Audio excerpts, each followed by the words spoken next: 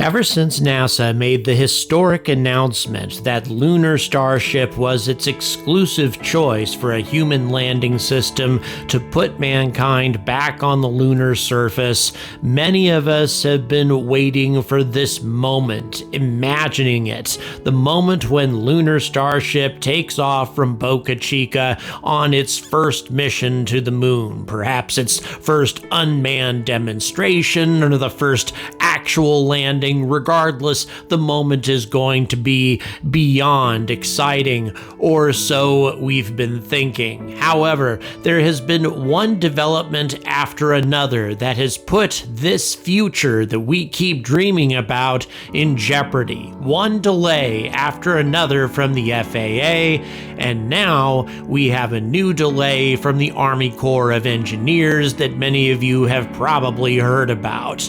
It happened actually a month or so ago. A letter was delivered from the Corps to SpaceX detailing the fact that they had not delivered a great deal of information required for the environmental factors that are going to be impacted by the expansion of Starbase. And an expansion of Starbase is absolutely necessary to make this into a Starship launch facility. As a matter of fact, the FAA application requires an expansion of Starbase. So really, without this expansion, there's going to be no launch.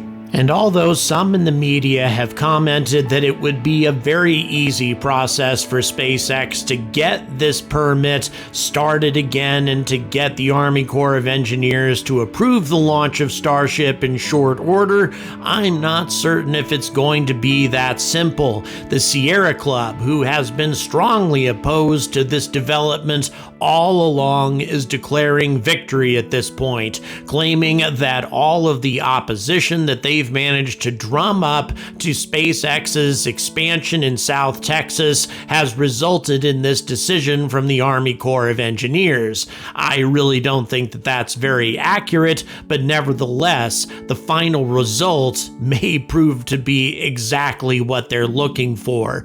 But here's the question.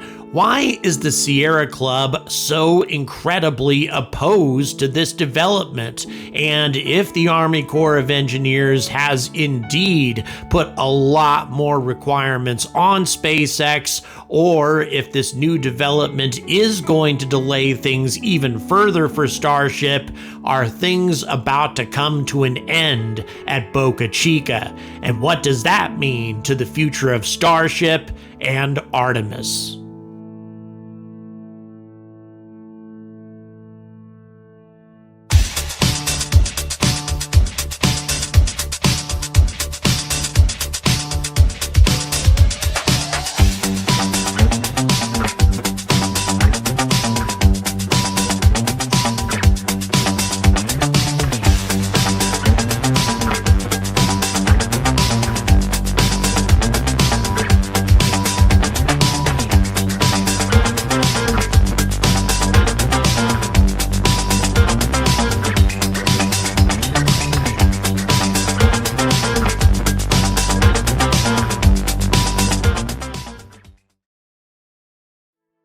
The problem with the South Texas wetlands is by no means unique. The Sierra Club is fighting all kinds of commercial development and industrial development as well that is slowly eliminating this unique and vital environmental region of our planet all over the place. Every continent is facing this problem, with the exception of Antarctica, I suppose. But here's where they are making their case. SpaceX proposes to modify the existing permit for the continued development of the SpaceX vertical launch area. They're requesting to fill in and destroy 10.94 acres of mudflats, almost 6 acres of estuarine wetlands, and almost a quarter acre of non-tidal wetlands. The land targeted is actually a unique ecosystem with tidal flats, salt prairie, and black mangrove. grows. This proposed filling in of wetlands and the paving over of upland areas will have negative impacts on vegetation, migratory birds, nesting birds, endangered and threatened species. The public notice gives no evidence that the testing and launching of rockets are wetland dependent. Now that is a load of BS, to be honest, because it's virtually impossible to find a coastal area that doesn't have wetlands, and you need to launch rockets from coastal areas in order to secure the safety of the public. But in any event, we'll keep it going. The SpaceX public notice has no discussion of alternatives, the activities that will occur as a result of the VLA expansion, rocket testing, launches, explosions, and fires. These impacts need to be studied, avoided, minimized, and mitigated, but no mitigation plan exists. The Army Corps of Engineers should deny the permit in its present form, and this is precisely what they did back in March. But the letter that the Army Corps of Engineers sent to SpaceX was a bit confusing. Let me go ahead and quote a few parts of it. The Corps of Engineers published a notice on March 4th, 2021 to advise the public of your proposed activity. By letter dated May 21st, 2021, the Corps provided the substantive comments received during the public notice, including responses we received the U.S. Environmental Protection Agency, it's a bit oddly worded there, U.S. Fish and Wildlife Service, Texas Commission on Environmental Quality, and Texas Parks and Wildlife Department. Included in that letter were substantive issues raised by the Corps. The Corps also notified SpaceX in the May 2021 letter that in order for the Corps to complete our evaluation of your proposed project, SpaceX must submit thorough alternatives analysis in accordance with the 404(b)(1) guidelines. These, by the way, have to do with the Environmental Protection Agency for specification of disposal sites for dredged or fill material, a thorough public interest review, and a compensatory mitigation plan in accordance with compensatory mitigation for losses of aquatic resources. Okay, so what does all of that mean? Well, essentially, the Army Corps of Engineers was asking for a very thorough plan on how SpaceX was going to minimize the environmental impact of the launch of the most powerful rocket in history. However, quote, as of the date of this letter, the Corps has not received the public interest review or a compensatory mitigation plan. The Corps did receive a response to comments and an alternatives analysis on October 7, 2021, and have concluded that the overall project purpose and siting criteria are so restrictive as to constrain the range of alternatives that must be considered under the 404(b)(1) guidelines. Therefore, your Department of Army permit application is withdrawn, and all of that is in bold type. But here's what the translation of that sentence essentially is, that the alternatives that SpaceX have presented are not going to be sufficient to ensure the environmental protection of the area. Now, SpaceX can reopen the permit. However, they do need to provide a great deal of information. I'm just going to give you a few of the requirements. Quote, the presence, quantity, and quality or function of wetlands and or other waters of the United States, if demonstrating that a site has more impact than in other options, including the applicant's preferred, include potential direct and indirect impacts associated with these improvements in lieu of practicability information for each alternative. Boy, I'll tell you, it's tough to read government documents. The presence of any federal listed threatened or endangered species or their critical habitat, state listed species, or other natural or regionally important ecosystem resource factors that may be significantly impacted for each alternative. The current knowledge of the presence or absence of historic properties eligible for inclusion in the National Register of Historic Places, and the effects of the undertaking on these properties for each alternative. The Corps also recommends that SpaceX readdress the no-action alternative in its analysis. In other words, what will happen if SpaceX looks for another launch site? Specifically, SpaceX needs to describe impacts to ongoing operations if the permit is denied. For instance, in a February 10th, 2022 announcement, SpaceX stated that they will shift operations to Kennedy Space Center if the FAA requires an environmental impact statement. This alternative was eliminated from analysis in your October 2021 submission, but seems to represent that either the no-action alternative or a practicable off-site alternative requiring detailed analysis. But here's what concerns me. SpaceX should have known damn well that the Army Corps of Engineers was going to require all of this information. All of the area in purple are new regions that they intend to develop, and all of these things were required by the Corps of Engineers to be detailed as to what sort of impact they were going to have on the local environment. More importantly, how big of an impact is the launch of the most powerful rocket in history going to have on this region? Prior to this, the approvals were for Falcon 9 and Falcon Heavies, and as you can see right here, the areas in brown are protected environmental areas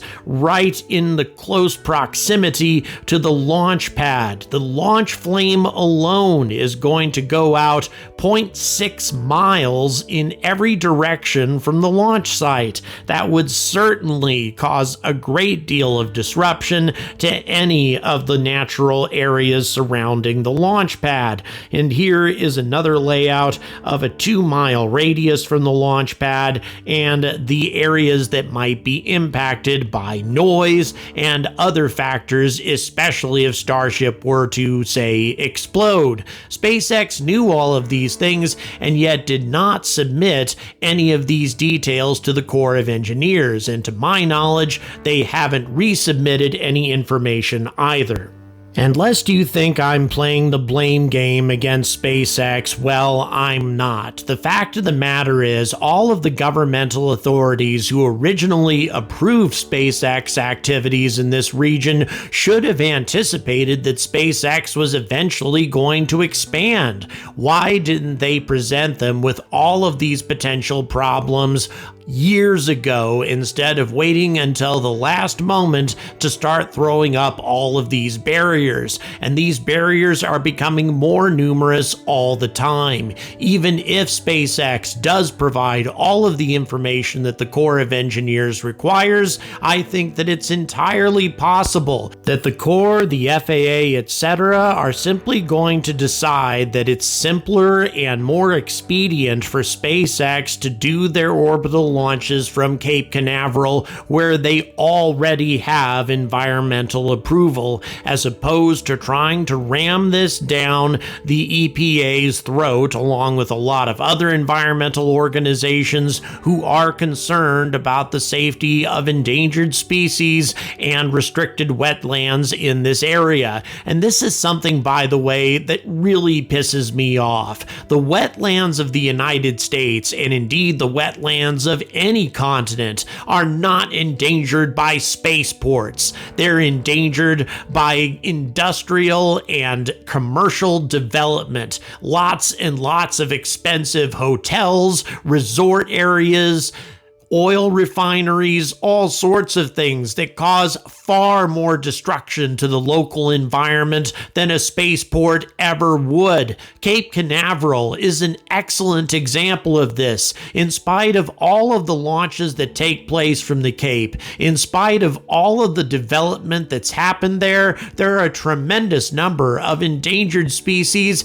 that flourish in the Cape region in spite of all of this. Whereas if you put an oil refinery there, or leveled the whole area to put in a few dozen hotels, I don't think those endangered species would do very well. But regardless of how I feel about all of that, the fact that SpaceX simply allowed this permit to expire without providing the necessary information to the Corps of Engineers is not a very good sign for Boca Chica. It suggests to me that SpaceX may have already given up on the concept of trying an orbital launch from this location, that there is simply too much red tape to make this expedient, which means they're simply going to move their operations out to the Cape. Now, this may sound simple, but it isn't. In order to duplicate everything that they've done at Boca Chica out at Cape Canaveral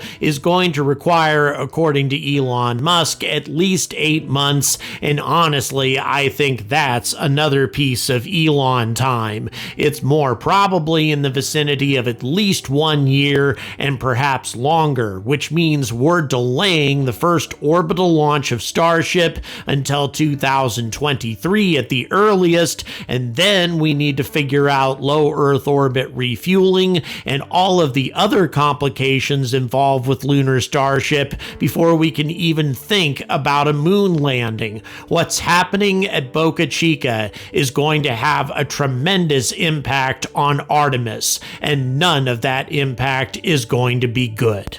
But the consequences are even more significant than that. Aside from our return to the moon, everything that the Sierra Club wants to accomplish when it comes to protecting the environment and reducing our dependence on fossil fuels and protecting us from global warming in the future and all of the other causes that they campaign about nonstop, all of these things can be solved by our exploitation of space, and this exploitation can be more easily facilitated by a gigantic vessel like Starship. It's so much easier if you have 100-ton cargo capacity, and I covered this in a recent video. Solar power on the surface of the planet is not only less efficient, it also requires an enormous amount of natural resources and the production of greenhouse gases in order to create it,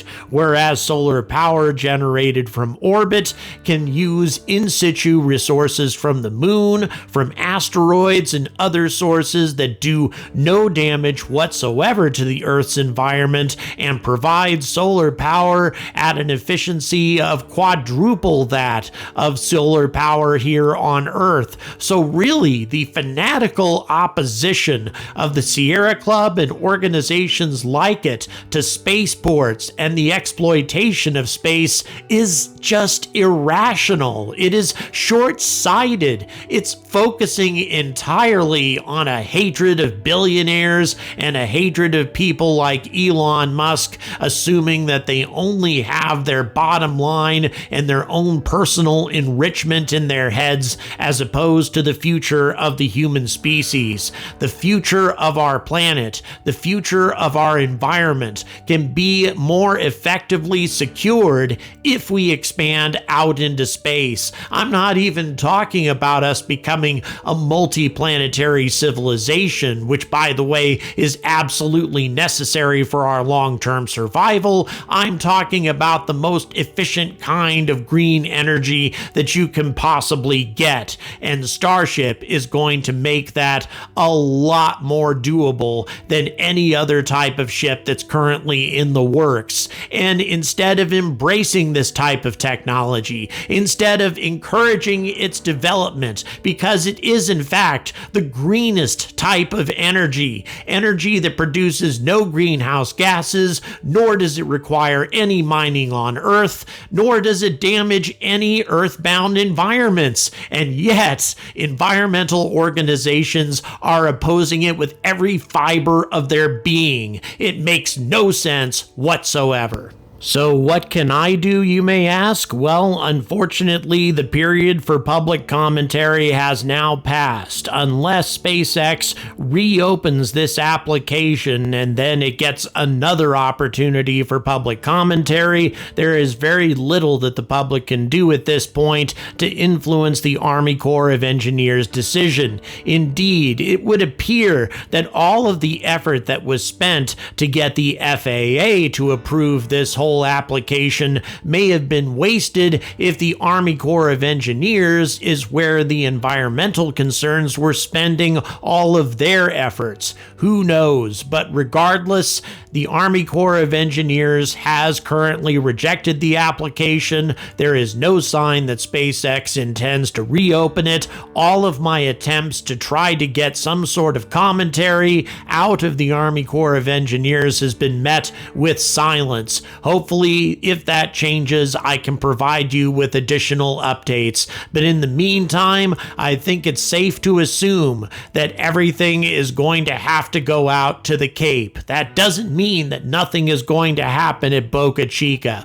Boca Chica can be used for testing, for construction, for all sorts of fuel pressure tests, etc. It can still be a very vibrant area of activity as far as the private space industry is concerned. But as far as launching the most powerful rocket in human history, that may be something that we need to put in our rearview mirror. If you like what I have to say, if you enjoy my bluntness and my rants, then please support me. There are many ways to do it in the description, or simply give me a like and subscribe, and I will be very grateful. So until the government red tape is finally out of the way and SpaceX has an opportunity to catapult the human race to a whole new level as we explore our solar system, I urge all of you to stay angry about space.